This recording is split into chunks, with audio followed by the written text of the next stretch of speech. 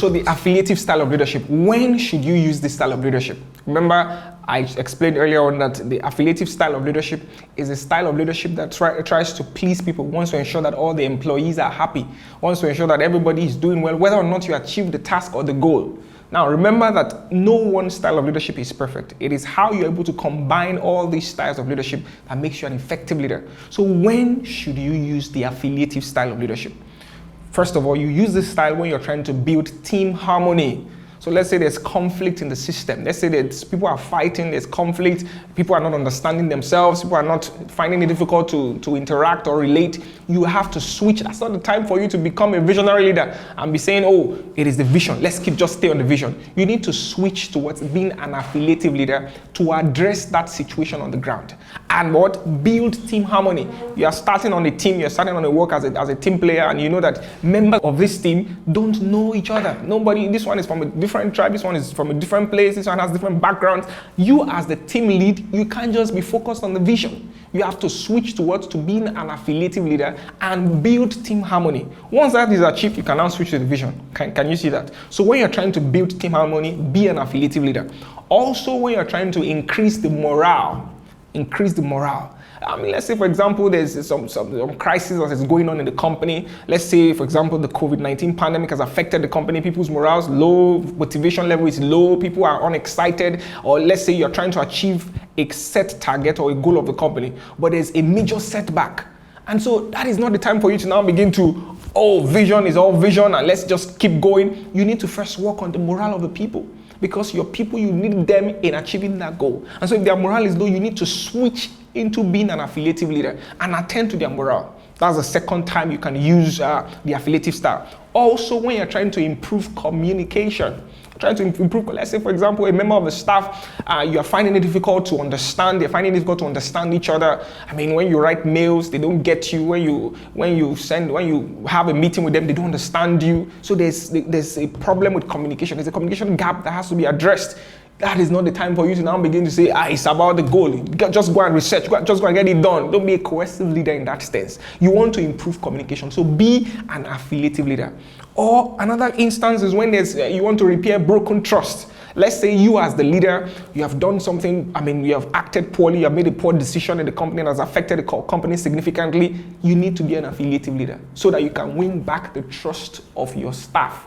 An affiliative leader is not always concerned about the vision. Remember, I mentioned the visionary style of leadership, of course, is the most significant, most effective style of leadership. But there are certain instances where you have to drop that and be an affiliative leader. When there's a broken trust, you want to win back the trust of your staff. And then lastly, you use the affiliative style when you want to motivate people during stressful circumstances.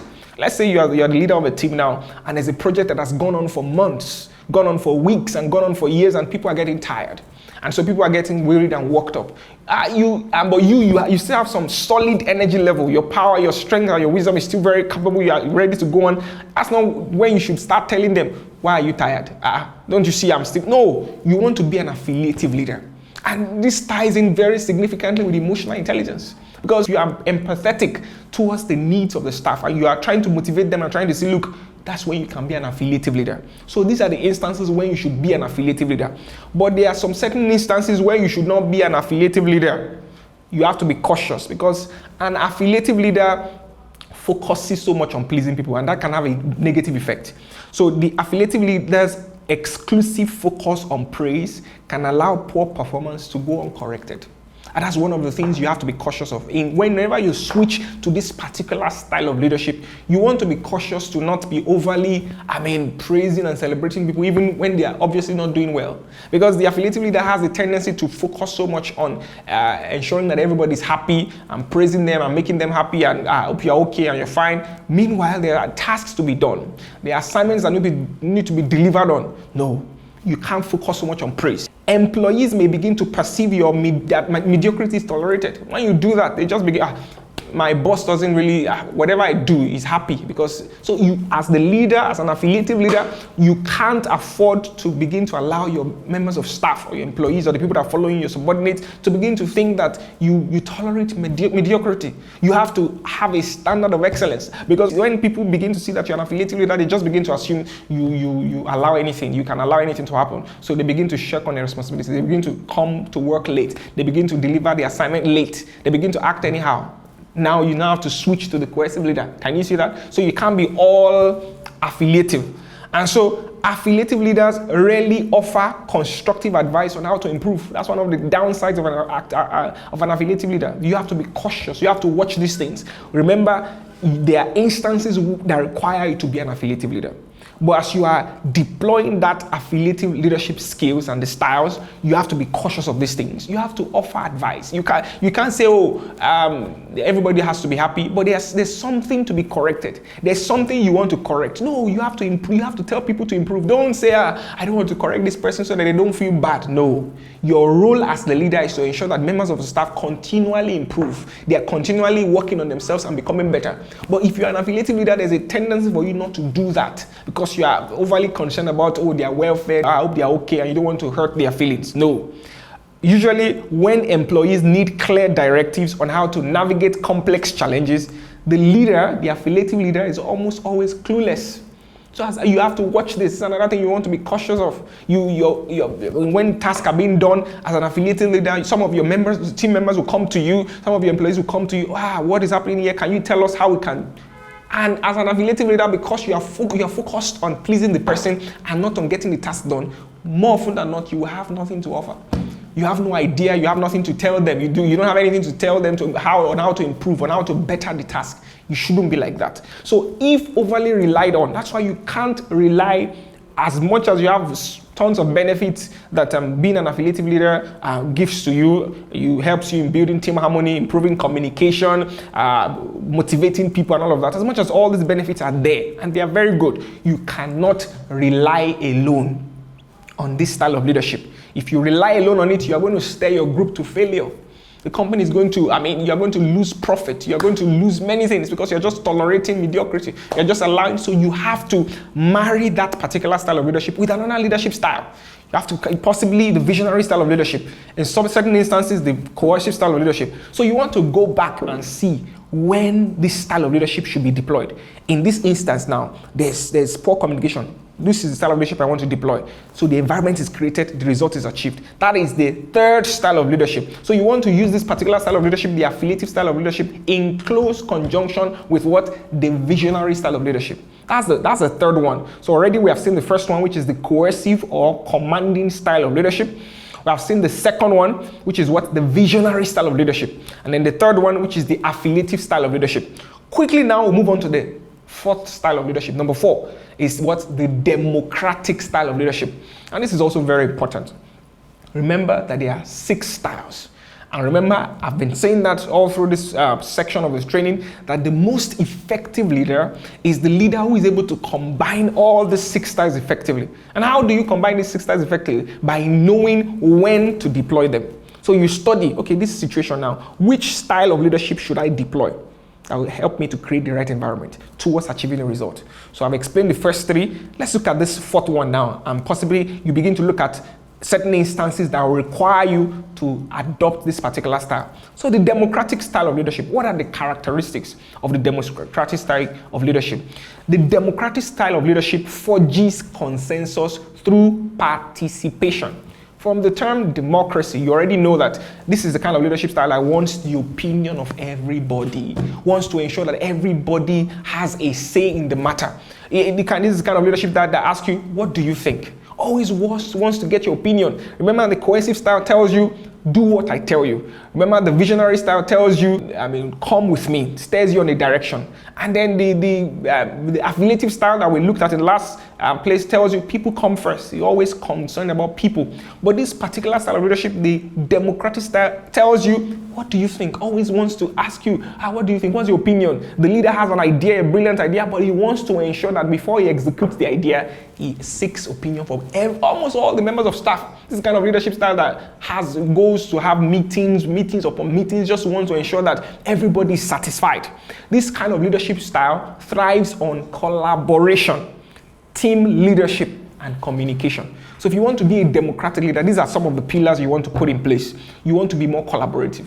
And that's why we have a separate training on collaboration and this particular course. You want to, in being democratic, you have to be, they believe that no significant thing is done alone. So you want to ask yourself, am I a democratic leader? Do I communicate well with members of staff? Because that is what this kind of leadership style thrives on. This kind of leadership style likes to get ideas and buy-in of everyone. This kind of leadership style is the kind of leadership that wants to ensure that every opinion is heard.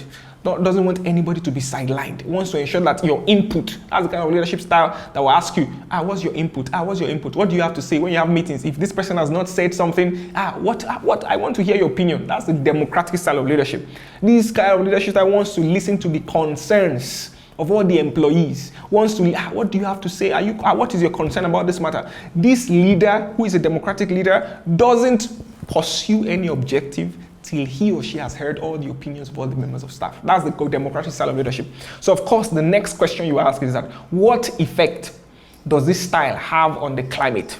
Of course, you already know that this is a positive style of leadership because, number one, it will build trust and respect and commitment. Because you are a democratic leader, you want to get the opinions of your followers. You want to get the opinions of your employees. So you want them to listen to you. You want to hear them. You want to hear what they have to say. So trust is built. Respect is built. Commitment is built. That is one of the effects. That definitely means that it has a positive effect on climate. Also, flexibility and responsibility, because the workers have a say in decisions that affect their goals. There's flexibility. So, the workers feel free. They know that, you always want their opinion to be heard. You always want their perspective to be heard. So they know that you have their best interest at heart, that you won't pursue any idea without getting their input or their buy-in. So there's flexibility. They are open to bring ideas to you. They are open to bring powerful, innovative thoughts to you. Anything they research on, they're open to bring it. That's the kind of environment that a democratic leader creates. In this kind of environment also, the morale is very high because the leader listens to all their concerns. If you're a democratic leader now, your employees to be excited because the environment, everybody, morale is high. There's enthusiasm, there's passion, there's commitment, there's motivation. Morale is very high. That's the effect that a democratic leader has on the climate because the leader wants to listen to their opinion. The leader wants to hear what they're saying. He wants to ensure that, I get your point and all of that. So the morale is high. Then employees of this kind of leader in their environment tend to be realistic about what they can and cannot accomplish because they have a say in setting their goals. So this kind of leader is the kind of leader that ensures that, before any decision is reached, calls for a meeting. And so the decision is not reached until the input of everybody is heard, the opinion, the perspective of everybody is heard. And so the members of the team feel that they are part of the decision-making process. They feel that they are part of the process towards whatever, how the decision was reached, they contributed to it. And so in executing the different angles, in executing the points and executing the task and the goals, they don't feel sidelined. They don't feel cheated. And so their commitment level is high. And so they know exactly what they are contributing. They know exactly what they are giving. So they are able to contribute to the growth of the company. They are realistic about their opinions. They are realistic about what they can do because they know that their leader is able to listen to them, wants their best interest. That is the kind of environment that a democratic leader creates. And so the next question is, when should you use this style of leadership? And this is very important. When should you use this style of leadership? You use this style of leadership when you're trying to build consensus, when you're trying to build the buy-in. Let's say, for example, you have this brilliant idea as the leader of the company that you have created. You have this vision, sense of vision. You have said this is how the company is going to go. Maybe you had the burst of creativity on your bed or in toilet as you have in your bath and say this is what we want to do. But you need the buy-in. You need the consensus of all members of the team. What you do in that instance is to switch to becoming what? A democratic leader. Call for meetings. Get people, get them. Don't just say, this is the next direction of the company. This is how we are going. If you do that, you're possibly going to be creating a negative environment. People will not feel part of the process. So a democratic leader, you use this style of leadership when you're trying to get the buy-in. You also use this leadership style when you're trying to get input from valuable employees. Let's say you're a leader now, or you are the president of a country, you know particular members of your staff that are very smart. You know that this person is very competent in this area. You know that this person knows his stuff and is very sound.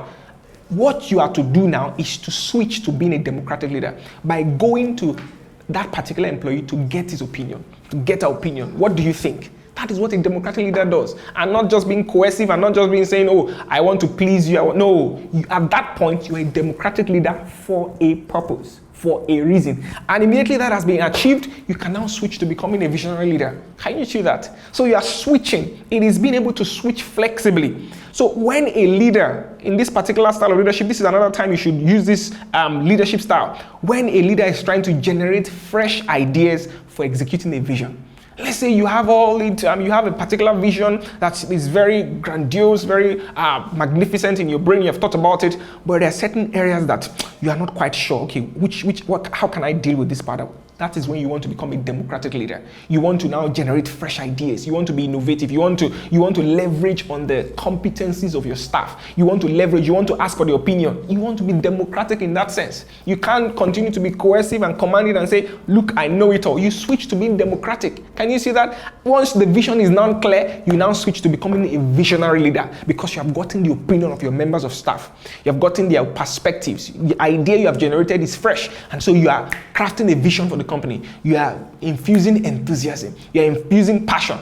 Okay? And then another thing to consider is the fact that when the leader is uncertain about the best direction to take and needs ideas and guidance from able employees. Let's say you're a leader, for example, you have decided on a course of action, but you're not quite sure because leadership can be very tricky. You're not sure, should we approach it this way? Should we contact this particular company to get this job done for us? Is this, you want to switch to being a democratic leader. A democratic leader listens to the employees. A democratic leader listens to the opinions of people, but you are not going to remain there like that forever. Many people are just democratic and they just keep getting opinions of people and all of that, and that is why the next aspect we're going to look at is when you should not use this style. The side effect, the downsides of this style of leadership. All right, so as much as you have heard about all the benefits of being a democratic leader, the fact that, it helps you use the democratic style of leadership to generate fresh ideas. You use the democratic style of leadership to what? To build consensus and get the buy-in and the opinions of members of the staff. But it has its drawbacks, and you have to be mindful of these drawbacks whenever you are trying to be a democratic leader. One of the drawbacks of the democratic leadership style is that it allows for endless meetings to go on, and meetings endlessly without arriving at a decision and without achieving the goal and pursuing the purpose of the meeting. And so if you're a democratic leader trying to get the opinions of people, trying to have meetings upon meetings, and people are mulling over ideas, and there's no action. And so you have to be conscious whenever you're a democratic leader, whenever you have gotten the opinion of people, abandon that style of leadership and switch to action, which is the visionary style of leadership. Don't just say, I want opinion. There will be a time you can't get all the ideas you need. You have to step out. It is when you step out that you begin to get other ideas that will help you achieve that goal. Another drawback is that this kind of leadership style can escalate conflict when issues are not resolved quickly and clearly. Because the democratic style wants to, whenever there's conflict, you want to ensure that you have spoken to every member of the team. Everybody, what happened here? What happened here? Instead of just arriving at a decision, so conflicts begin to escalate. People are bringing their opinion. This one has said this one has said this one. So it can escalate conflict when issues are not resolved quickly and clearly. So you need to be, because the important thing in the company, in the nation, is the result you want to achieve. So if you are trying to be democratic and you have gathered everybody together, let's solve this problem, you are standing in the way. You are wasting so much time. So you have to switch. Immediately once you get the opinion, resolve the conflict, attack it, and move on quickly. Another drawback is the fact that some democratic leaders use this style to put off making crucial decisions. And so certain leaders, they just decide, I'm not sure what I want to do. So they just keep having endless meetings. And so they just keep postponing and keep postponing. So that's something you want to be careful, you want to be mindful of. If you are a democratic leader, you don't want to, once a decision, you have to be confident in yourself as a leader. You have a clear-cut vision, you're not sure about it, ask for opinion, seek feedback, get all the necessary details. Once you get that, don't waste time, just proceed. Don't say, I'm not sure, and 1 year has gone, I'm not sure, 2 years has gone, I'm not sure, time is going, and the vision is still there pending, you have not achieved anything. So you want to be very mindful. As a democratic leader, you should not rely so much on that leadership style. Because this leadership style, it makes less sense when employees are not competent. That's another thing you want to be mindful of. When your employees are not competent, they don't know what they are doing, and you are going to them for feedback. This leadership style is only effective when you have members on your team that know what they are doing, where they are going. They are smart, they are brilliant, they are competent, and you can ask for their opinion. So it makes little sense. It makes little sense when you don't have members of your team are not competent. You just become visionary. Just own the competence and just drive the vision, rather than have meetings upon meetings and trying to get the opinion of people that obviously do not have nothing. They have nothing to offer. So you have to be mindful. Don't waste time. The summary drawback of the democratic style of leadership is that it can lead to time wastage. You have to use this leadership style in close conjunction to the visionary style and the affiliative style. Very important. So this leadership style does not rest on its own. The first one we already looked at is the coercive and the commanding style. The second one is what? The visionary style. The fourth one is what? The affiliative style. This one we have just looked at now is what? The democratic style of leadership. But it doesn't end there. Remember, there are 6 of them. So there are 2 more styles of leadership that we're going to consider in the next lesson. And so as you look at all these 6 styles, we're going to look at them holistically, and you ask yourself, which of these styles should I combine towards achieving the next result? Stay tuned for the next part.